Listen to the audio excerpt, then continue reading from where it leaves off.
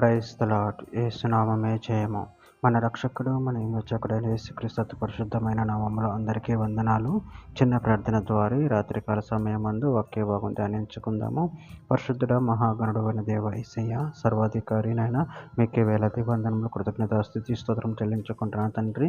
నాయన రాత్రికాల సమయంలో ప్రభు వాక్య భాగం ధ్యానిస్తుండగా వాక్య భాగం అర్థమవుట్లు సహాయం చేసి మీ కృపలో బలపరిచి మీకు మాదిరిగా మమ్మల్ని నడిపించి మీ చిత్తాన్ని మా జీవితంలో జరిగించమని ఈ చిన్న ప్రార్థన యేసు నామములో అడిగి వేడుకుంటున్నాను తండ్రి. Amen amen.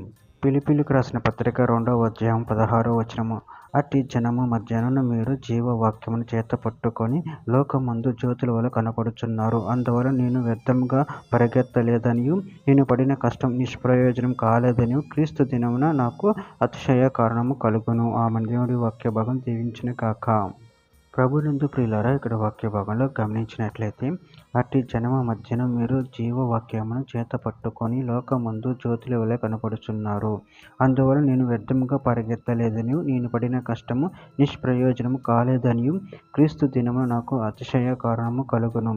అదేవిధంగా వాక్య భాగంలో గమనించినట్లయితే ఫిలిప్పీయులకు రాసిన పత్రిక 1వ అధ్యాయం 27వ వచనంలో, నేను వచ్చి మిమ్మల్ని చూచినను రాకపోయినను మీరు ఏ విషయంలోనూ ఎదిరించు వారికి బెదురక అందరూ ఒక భావంతో సువార్త విశ్వాస పక్షమున పోరాడుచు ఏక మనసు గలవారే నిలిచి ఉన్నారని నేను మిమ్మల్ని గూర్చి వినులాగున మీరు క్రీస్తు సువార్తకు తగినట్లుగా ప్రవర్తించుడి.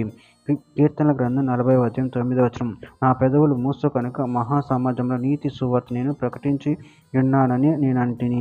యెహోవా, అది నీకు తెలిసే ఉన్నది. మత్తయి సువార్త 10వ అధ్యాయం 27వ వచనం. చీకటి నేను మీతో చెప్పినది మీరు వెలుగులో చెప్పుడి, చెవులో మీకు చెప్పబడినది మెడల మీద ప్రకటించడి. హెబ్రీయులకు రాసిన పత్రిక 4వ అధ్యాయం 12వ వచనం.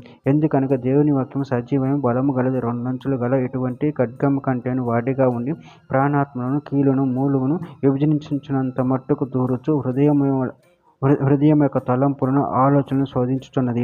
తెస్సలోనికీయులకు రాసిన మొదటి పత్రిక 2వ అధ్యాయం 19వ వచనం. ఏలయనగా మా నిరీక్షణ అయినను ఆనందమైన అతిశయ కిరీటమైన ఏది మన ప్రభువైన యేసు యొక్క రాకడ సమయమున ఆయన ఎదుట మీరే కదా.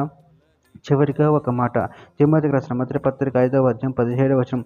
బాగుగా పాలన చేయి పెద్దలను విశేషంగా వాక్యమందును ఉపదేశమందును ప్రయాసపడు వారిని రెట్టింపు సన్మానముకు పాత్రులుగా ఎంచవలెను. ఆమెన్. దేవుడి వాక్య భాగం దీవించును గాక. ఆమెన్.